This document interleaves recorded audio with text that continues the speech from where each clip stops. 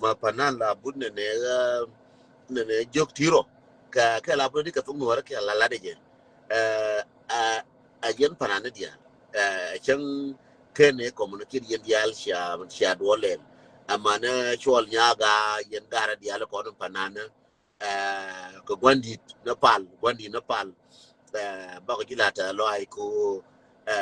ko da nin kam jeji eno bila wiya ka wiya na waya miti kon ko da nin kam jeji wanda na pal ba te chen kel ba ko show lel ka ji ba ishal ka show ba bi roi ka nuara ba lenga ma se da ma wuje ka waje ga du eno wanda ne ka nyadu eno kon ba te chen ba ko show le ji ka show ne kwar pal ka gwara bu ko ba te ji kel la Michael Pal mila ker wa ne waya mi ka kedu ne nuara cha ka humiliate ka de jelong ka yen manen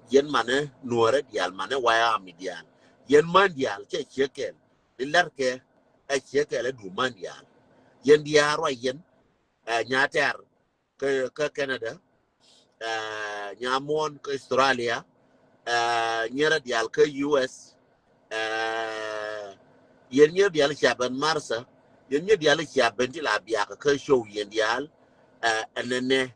amalo ne yen dial chelu na ramkel yen nyera dial ne lo ne yen dial yen dial Sara Peter yen nyera dial ti ko la yen mane waya mi dial ti la biya ba gui Sara Peter yen nye dial la biya ba gui ka show gisis malmadi long malma go gisis Mary malmadi long malma go yen dial che yen yen dial ka shor waya mi ka shor nuar yen mane nuara yen mane waya mi che ne yen dial mane gwane waya mi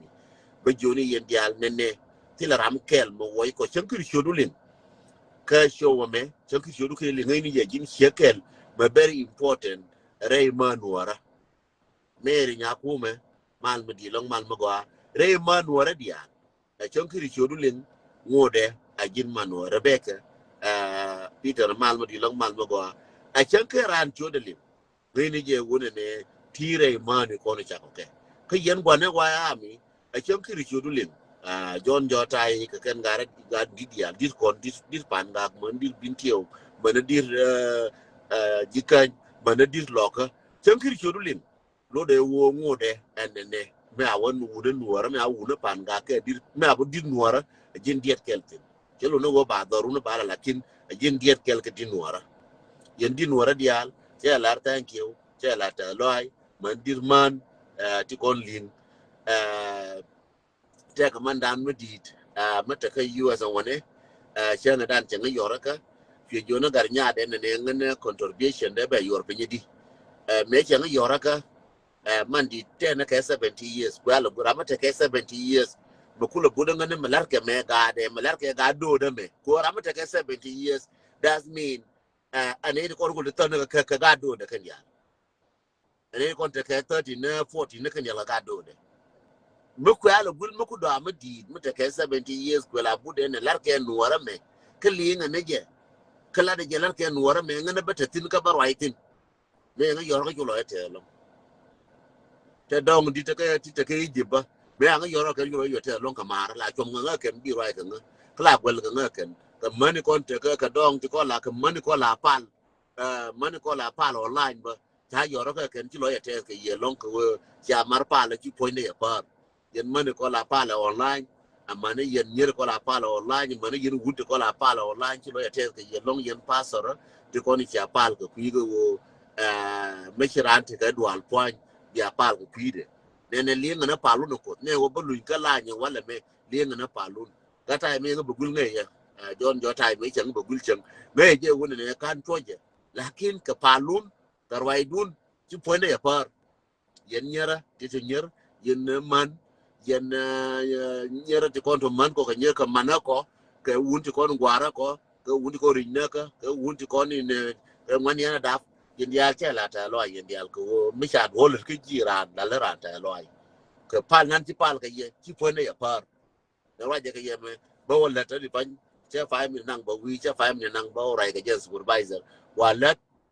ti lo ya te ke ye long nyau nya pal mal mo di long de chori bilar ke le nya pal mal mo di long mal ma go we ti te no mal mu di long mal mu go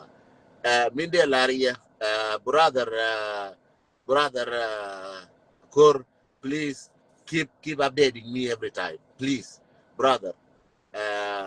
Brother Kor, keep updating me all the time. Go, I love your updates. Ngetken yala ken ko la no. Yen dia yen da mar dia ko la mo nga update. Ti lo ya tel ke ye. Ti lo ya tel ke yen dia mane ko ni sia ko sia ti chuda. Che jo yo pujin won la yen ne den. Ne point du tel bi je la ke la nga mar ti nywan. Che ngai na pan ne chi point da par pan. En wona ne riet che wopin. Riet me alargi ran. Ko la je ka lo je che la wepin. Ti lo ya tel ke ye long yen da mara ka mara mona ngala jo nga ke den tel bi je ti lo ya tel long ke ye. Ko chi point da par cái xe gì nếu vô xoay nó dịch tức là chuyện mà bây giờ thì người cha có về mẹ nó tức là gì tao chỉ chẳng nên ta cái tiền gì là high blood pressure tiền cái gì so I'm okay cô là đoán cái này cái high blood pressure cô mới giờ chụp phim anh em bị đoán cái high blood pressure so tiền cái gì mà khao gì chỉ nói tiền cô khai gì so I'm still okay cái thằng loài mà đi đông chỉ nói tiền cái này thì con chỉ sáng ở gò cái sáng ở gò chỉ nói tiền cái gì long ya ur mal ma di long mal ma ga long mama nya pal ga mal di long mal ma ga ni ra dial cheler ka mal ye dial ga tai ke yen gwan ma ya dial ban le je run ke ne mola